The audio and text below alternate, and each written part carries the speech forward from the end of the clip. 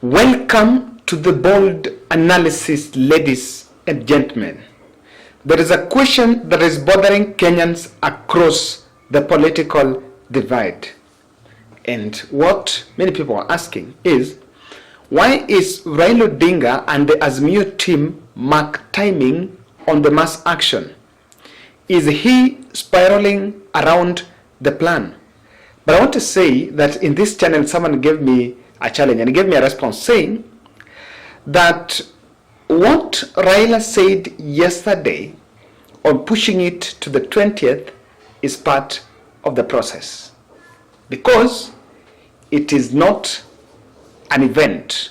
The mass action should actually be a process. Before you know, you can rush on it and it outlives its significance. Listen to the bold analysis and kindly subscribe to our channel. Click the notification bell and also share our videos so that we can reach a wider audience. Today, while in Migori on this Friday, Raila revealed plans to initiate product boycott in the near future.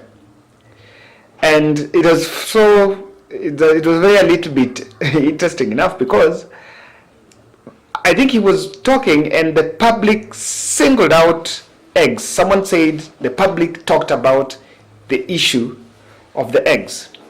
So, and I wanted to listen to that because I want to do some small review about it. Tukasema wananchi wa Kenya watatumia hiyo nguvu yao. They will exercise their sovereignty directly. Maandamano, picketing, boycott na kadhalika. Kwa mfano hii kampuni ambayo inaitwa Safaricom.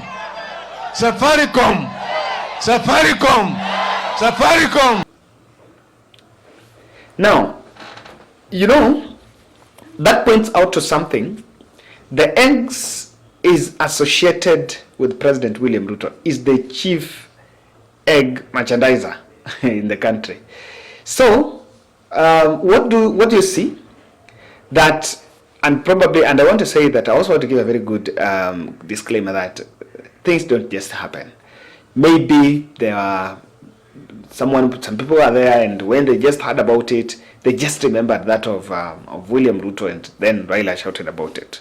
So it was a very clear message that if you target what belongs to others, we can also target what belongs to you. Maybe. Now, I also saw a dummy protest in Kisumu where protesters ran away with road barricades that were erected on the way. I remember analyzing yesterday that the security officers, the security strategists that were behind yesterday's the plans for the day actually are directing the public where to go. You know, I'm very sure in Kisumu, I've been experiencing protests even in the past. I didn't ever hear of people going to State Lodge. But the moment the media covered all over the story that the State Lodge in Kisumu, there were some barricades, you see where the protest went. So I think the way the security team handled preparations or their vigilance, trying to keep their vigilance, to some extent, they're the ones that directed the public. Now, of course, just dummy aspect, I have seen people trying to say, trying to create some narratives around it. We're still looking at it and see how it goes. Now, of course, Ruto has held his position that he will not give in to any demand that Raila Odinga has said. And I don't even think that with the 10 days that has been given, the next 10 days is going to do anything unusual apart from the normal diversion narratives. We've just heard about more stories about the other things that are just supposed to divert the attention of the country from this. So he's held his position that is not going to change. And many people are asking, so why did we think about 20th? Yesterday, the people are expecting go to State House order, let's go to State House order, but he pulled a card, a very unusual one, and left the security officers that were deployed in different areas patrolling flat. That never happened. I don't know whether people are expecting that venue to be in Jivanji, even though I understand that there was last minute discussion on where the venue would be or where it was going to be. The discussions whether it was going to be in Jivanji, it was going to be the Jaramogi Odinga Foundation Hall, and bit of where it was going to be held, but again, it was held. Now, 20th, there are many probabilities. There are things that we need to put. Malema is planning something in South Africa. In the country before 20th, we shall have received the new, or rather, dates, the review of the price of oil is going on, and we know that there is a problem with dollars. Now, in April is the new tax regime, I think, on tokens, something on electricity, is supposed to be effected by April. And as things go, we are heading towards June, where the new regime policies, according to budget policy statements that are out, they're going to take effect after reading of the budget. So I can tell you, this is a process.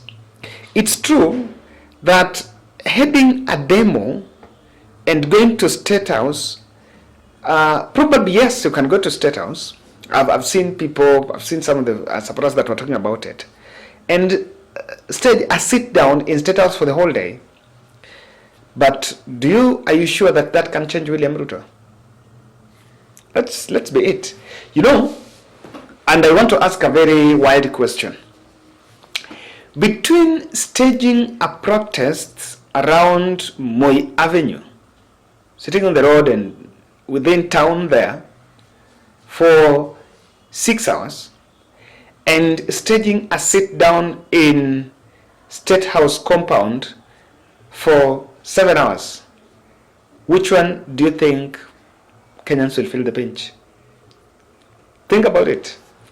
So that is why I think the think tank around Raila Odinga might have pulled the economic sabotage, because as much as the protest would also create that, the economic sabotage will have a bigger pinch, because across, be it Azimio, be it Kenya Kwanza, all of us are actually acknowledging that we have a problem as far as our economic stability is concerned, even though the other day in Mombasa we were told it has been stabilized, but that was politics. So that will double the problems and put the discussion above politics.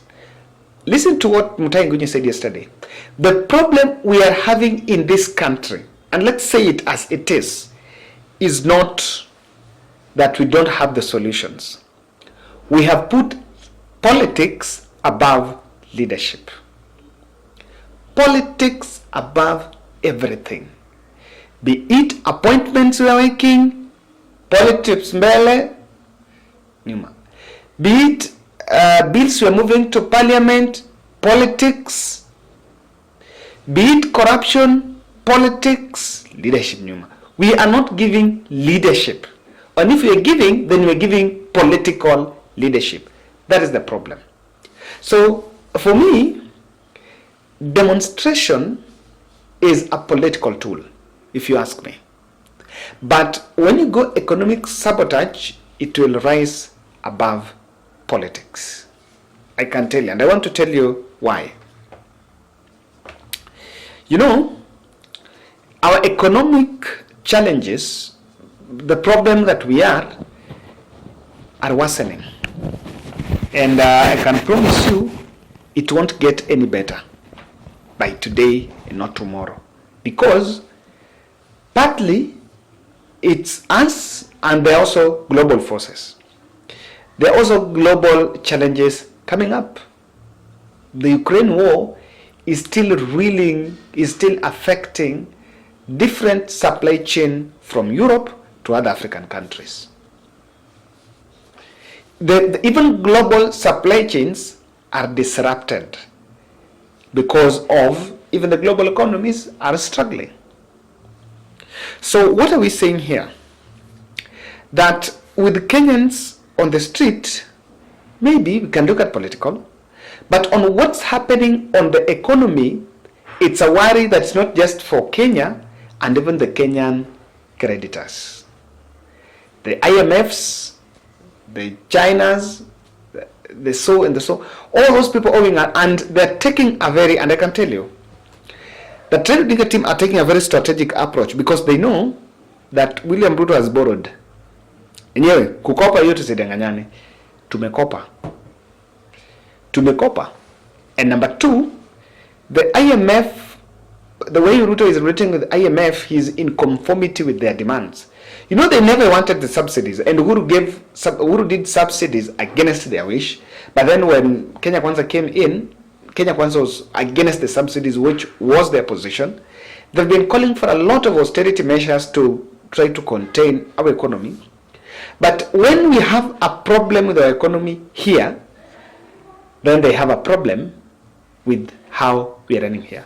And that's why I can tell you that with that, it can easily attract the foreign attention. And maybe we are supposed to solve our problems here. But because we've decided to be dismissive, probably some other people will have to call us to order, which will be quite unfortunate. So, I've always said one thing, that Raila Odinga is the leader of Azimio, and probably now, let's talk about leading the opposition front. But the boss, the responsibility rests with William Ruto. It is under him. If things are to go wrong, we will blame the opponents as catalysts, but we'll blame the HOS for not offering leadership. That's the point. And there are three things I want to talk about. I wish we listen to it. We are witnessing some mass firings. There are even rumors. Let's not even talk about rumors. Why even saying rumors? These things are happening. In KRA, we've seen a new regime. People's contracts that have not even ended, they've been sent home. Activism and political convenience mass firings. In some telecommunication company, also blue-eyed men who are viewed as blue-eyed and were allied to former regime have also been sent home. And then some of these mass firings have also coincided with what would be seen as politically motivated appointments. What's happening? We ourselves, we are simply fueling the hostility. Number two is this. And this was my personal position, that at one point, I've always not understood, and if someone understands can help us get it, maybe I have a problem. Why we went to ask Fuliza to reduce, I don't know what, by some 50%. I've always not understood it. I remember the very, very first month when HOS went to their offices and he said, I've been sent here by the hustler. Kwamba hiyo rate yenyu iko juu nini punguze. And my position was that we are simply going to do activism to mutilate people's businesses. So that happened, and it so went through. Then after some time,